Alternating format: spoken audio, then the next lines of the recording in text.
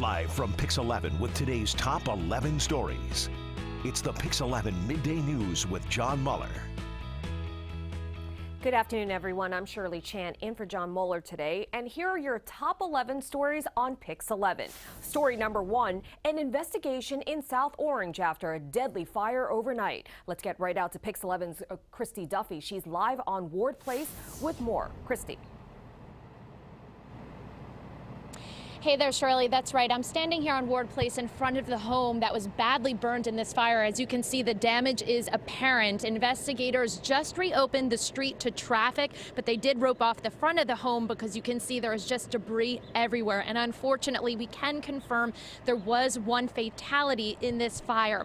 I placed a call over to the Essex County Prosecutor's Office. I spoke to the assistant prosecutor just a short while ago, and he was able to confirm one adult is dead here. It happened early this morning. The person was pronounced dead at the scene or in the home, but they are withholding the identity of that person. We don't know their name or age at this hour because they are doing a formal identification of the remains, as well as, of course, notifying family about the death. Now, when our photographer Bill was here early this morning, he did see investigators who are still here now standing in front of the home. They were out here with canines earlier, searching around for any evidence as to what caused this fire. I did speak again to the assistant prosecutor, who said he could not confirm an official cause, but like I said, still under investigation.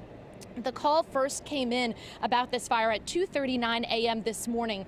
South Orange firefighters as well as fire departments from neighboring towns did respond here. This was a mutual aid response, and together they were able to get the flames under control by about 7 a.m. But unfortunately, like I said, one person confirmed dead inside the home. The cause still under investigation. The fire department in South Orange here would not comment. They are referring all comments to the Essex County prosecutor. The prosecutor may have more information for us later this afternoon. For that, stick with PIX11 both online and on air. For now, live in South Orange, I'm Christie Duffy, PIX11 News. Shirley? Okay, Christie, thank you. Working the details on that story from the scene for us. And now to number 2. A worker is in serious condition this afternoon after falling through the roof of a classroom of a junior high school. This is Citizen app video of the scene in Bensonhurst, Brooklyn. It happened at IS 227 Shallow Junior High School. Officials say it is a partial roof collapse. The Department of Buildings is investigating. And police in the Bronx are looking for a pair of men connected to a couple of armed robberies that happened just 30 minutes apart. One of the men displayed a gun in both incidents that happened on Sunday.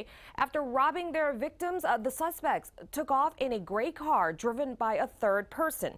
Anyone with information is urged to contact the police. 4 people are hospitalized after they were shot overnight. A gunman opening fire just 1 block away from the local police precinct. PIX11's Anthony DiLorenzo has the details from East New York. The 4th of July holiday taking a terrifying turn for people in this neighborhood who are out celebrating one minute, the next dodging bullets here on Elton Street. You can see just how far this crime scene extends down several blocks. Crime scene investigators have been here overnight into the morning and possibly into much of the day looking for evidence that could ultimately help them charge a suspect in this shooting. But at one point, the fireworks and the gunfire echoed through the streets. People didn't know what was going on.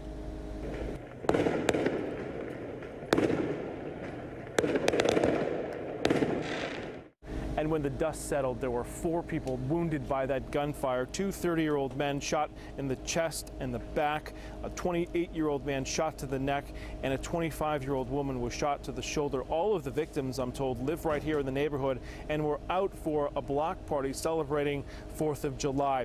The gunfire erupted just around midnight in the 400 block of Elton Street, and the 75th Police Precinct is just about 400 feet away from here. In fact, police officers parked their vehicles right here on the street, so they weren't far at all. They rushed here to the scene and ultimately saw someone running away from the scene. They have him in custody at this hour, being questioned in relation to the shooting.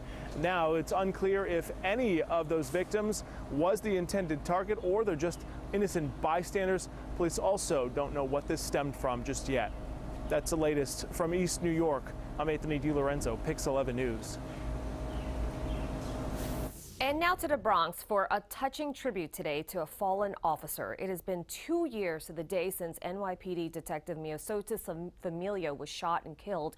She was ambushed as she sat in her police cruiser in the Bronx. And today, she will be honored with a plaque and a large mural outside the 46th precinct. Commissioner James O'Neill said that the NYPD will never forget her sacrifice. Last year, a street was renamed in her honor. Let's take a look at the weekend weather. Partly cloudy skies this afternoon with humidity slowly increasing throughout the day. Now there is a chance of scattered showers and thunderstorms, especially west of the city. Saturday will be mostly cloudy and very humid with strong to severe thunderstorms possible during the afternoon. Slightly cooler and much less humid on Sunday.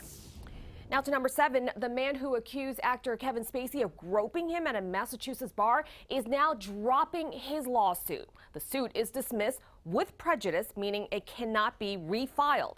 The alleged victim gave no reason for dropping the case. Spacey still faces a criminal charge. He pleaded not guilty to indecent assault and battery back in January. A flight out of JFK forced to make an emergency landing in Boston last night after fire breaks out in one of the seats. The Virgin Atlantic flight was bound for London. Police say the fire was caused by a battery pack for a cell phone charger. Nobody was injured, thankfully. Members of New York's finest are living up to that name. A Twitter user caught this yesterday. Check it out. A woman accused of stealing from Whole Foods in Union Square. When the NYPD arrived, instead of taking the woman into custody, they paid for her food. We'll hear from those officers on the PIX11 News at 5. You don't want to miss it. Please tune in. The city going K-pop crazy once again this weekend. People have been lining up for days outside Jacob Javits Center, this time for KCON. It's a K-pop convention that tours the world. And of course, our PIX11's James Ford is there live. James, what can you tell us? Well, what I can tell you is this is crazy. It's an amazing, amazing thing. I got to tell you, KCON New York 2019, yeah, it is starting. If you had any doubt that Korean popular culture is a force in this country, well, let's show you some pictures that will erase all doubt entirely. Take a look at this. The line of fans speaks volumes. Literally, they are very vocal about their favorite K-pop bands who will be here at Jacob Javits and Madison Square Garden here from South Korea. The convention, whose full title is KCON New York 2019, starts this evening and runs through Sunday night. It is a celebration not just of K-pop music, but for all things pop cultural Korean, including comics, graphic novels, beauty, food, just to name a few. But the centerpiece is K-pop music, with some big names in Korean popular music coming, including G-Idol, TXT, and ATEEZ, who actually were on the PIX11 Morning News today, and we'll hear more from them later today. It's enough to cause the mega fans to start showing up around 6 o'clock last night. Here's one fan to explain why. A good experience and just like friendships, because you meet a lot of new people, you know, from all around the world. There's people that come here from everywhere, so you make new friends, new memories. It's all just a good like memory, yeah. And is it worth being here overnight for? It's worth anything, honestly. You don't get this every day, you know. And while all the daytime activity will be here at the Jacob Javits Center at night on Saturday and Sunday, the action moves over to Madison Square Garden, where there will be concerts featuring some of these big K-pop names. And yes, the fans are going wild for this, as you saw, and we are nowhere close to beginning the main events. Wow! I'll be here filing reports over the weekend as well. Right now, though, reporting live from Jacob Javits Center on the west side of Midtown, I'm James Ford, PIX11 News. James Ford, the first person to alert me to the K-pop craze. Thank you, James, for that live report.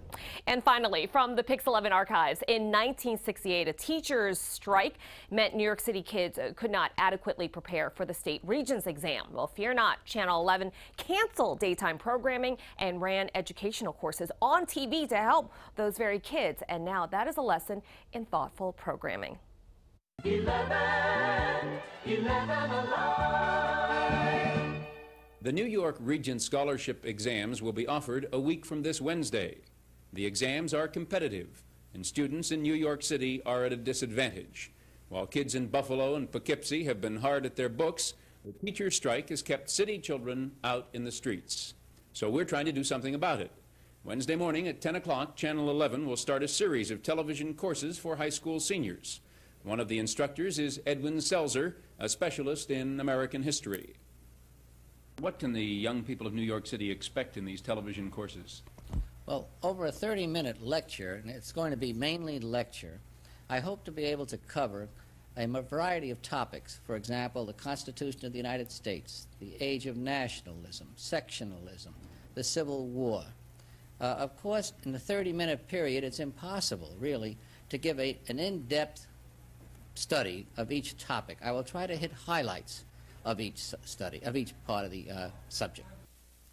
Our address is Channel 11. The starting date is this Wednesday, 10 a.m. in the morning.